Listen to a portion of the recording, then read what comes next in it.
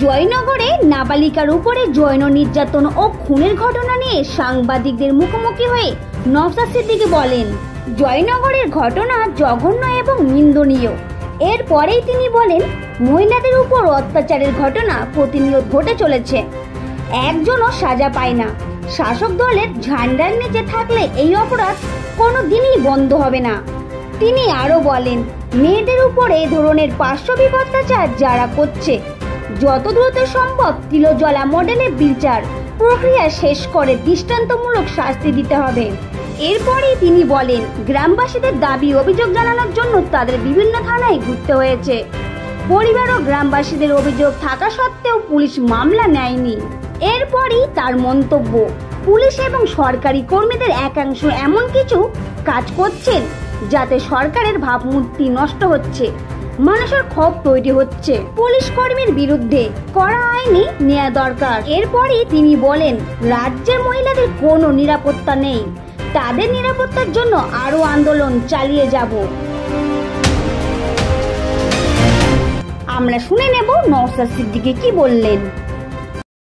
কি বলবেন? এখন পশ্চিমবাংলার শাসন ব্যবস্থা ভেঙে পড়েছে, কারণ যারা এই খুন ধর্ষণ করছে তারা যথাসময়ে শর্ট টাইমের মধ্যে তারা শাস্তি পাচ্ছে না।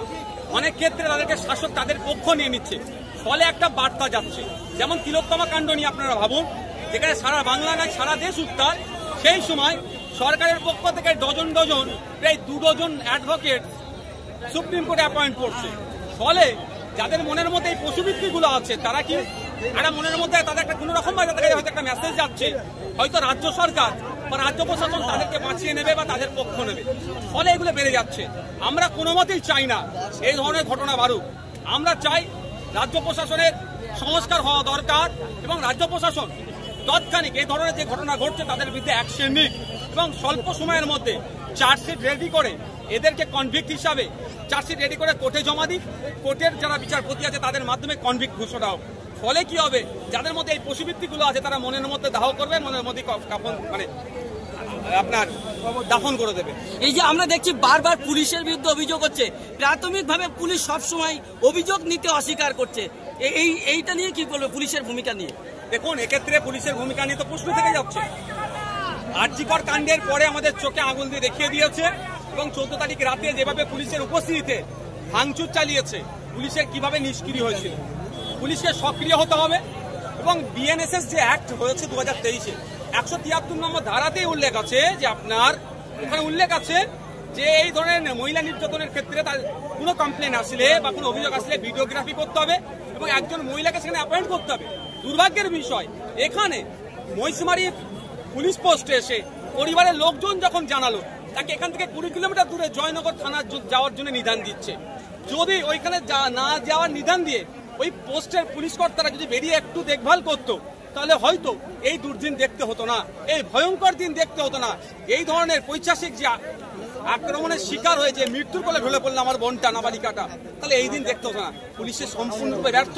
তো যে পুলিশ কর্তারা ওই সময় ছিল এবং আবার জয়নগর থানার পুলিশ কর্তাদের বিরুদ্ধে আবার বিভাগীয় তদন্ত চাই, তাদেরকে সাসপেন্ড করতে হবে, তাদেরকে ক্লোজ করতে হবে, তাদেরকে প্রয়োজনে গ্রেপ্তার করতে হবে, কারণ তারা আজকে নিষ্ক্রিয় ছিল বলে এই ঘটনা ঘটলো বলে মনে করে পরিবার এবং সবাই মনে করে। দিকে দিকে একাধিক থানাতে ওরকম অভিযোগ হচ্ছে, তাহলে পুলিশ মন্ত্রীর বিরুদ্ধে কি পদক্ষেপ নেওয়া হচ্ছে? পুলিশ মন্ত্রী রাজ্যের পুলিশি ব্যবস্থাকে বা ল অ্যান্ড অর্ডারকে চালাতে সম্পূর্ণরূপে ব্যর্থ। আজকে এখন বৃহত্তর হিন্দু সমাজের দুর্গা উৎসব চলছে, সেটাকে ছেড়ে আজকে মানুষকে রাস্তায় নামতে হচ্ছে কেন? শুধুমাত্র পুলিশ মন্ত্রীর ব্যর্থতার জন্য। পুলিশ মন্ত্রী পুলিশকে দিয়ে বিরোধী কণ্ঠ আটকানোর চেষ্টা করেছে, মিথ্যা কেস দিয়ে বিরোধীকে ডিস্টার্ব করার চেষ্টা করছে। এই পুলিশকে যদি নিরপেক্ষতা বজায় রেখে তাদের সঠিক ডিউটি পালন করতে দেয়, এই যে ক্রাইম হচ্ছে 50% ক্রাইম ওভারনাইট শেষ হয়ে যাবে বলে মনে করি। এই পুলিশের প্রতি এই ভরসাটা আছে, কিন্তু দুর্ভাগ্যের বিষয় পুলিশকে দিয়ে বিরোধী কণ্ঠ আটকানোর ফলে, বিরোধীদেরকে কন্ট্রোল করার ফলে আজকে আমার নাবালিকা বোনটাকে আমরা হারালাম। কয়েকদিন আগে আমাদের ডক্টর পড়ু আমার দিদিটাকে হারালাম। একটার পর একটা ঘটনা ঘটে যাচ্ছে। আজকে এখানে বিজেপি নেতৃত্বরা এসেছিল, সেখানে এসে এই বিষয়টা অপরাধীদের শাস্তির দাবি না কথা বলে সাম্প্রদায়িক ইস্যু তুলছে। এই বিষয়টা নিয়ে কি বলবেন? কে সাম্প্রদায়িক কথা বলছে? তাদের গুলি মারুন। আমার যেমন একটা রাজনৈতিক পরিচয় আছে, আমি একটা পীর বাড়ির সন্তান, আমি এখানকার মা বোনেদের পাশে থাকবো। কে ধর্ম কে বর্ণ যাদের দেখার দরকার নেই, যাদের রুটি শেখার দরকার তারা একে মানুষ বিচ্ছিন্ন করবে। মানুষ আজকে ক্ষতিগ্রস্ত। আজকে আমার মায়ের পাশে দাঁড়াতে হবে, আমার বাবার পাশে দাঁড়াতে হবে।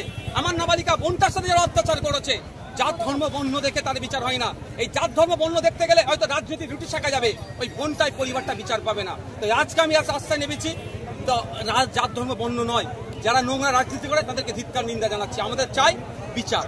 আমরা দেখেছি কালকে যে গ্রামের মানুষের একটা প্রতিবাদ ক্ষোভ, সেখানে এখানকার ফাঁড়ি ভাঙচুরের অভিযোগ এবং তারপরে পুলিশের পক্ষ থেকে বিভিন্ন মানুষজনকে রাত্রিবেলা করে তাদের বাড়িতে যাওয়া হচ্ছে, মানুষ একটা আতঙ্কে রয়েছে। এই বিষয়টা নিয়ে কি বলবে? আজকে ওই বিষয়ে বলেছি, যদি পুলিশ কর্তারা এটা চালিয়ে যায় তাহলে এর পরিণতি ভালো হবে না। মানুষের যে কাণ্ডটা হয়েছে সেটা সম্পূর্ণ পুলিশের ব্যর্থতার জন্য। আবার এই ব্যর্থতাকে ঢাকা দেওয়ার জন্য পুলিশ এই দমন পীড়ন করতে চায়, তাহলে কিন্তু পুলিশের হাত থেকে বেরিয়ে যাবে।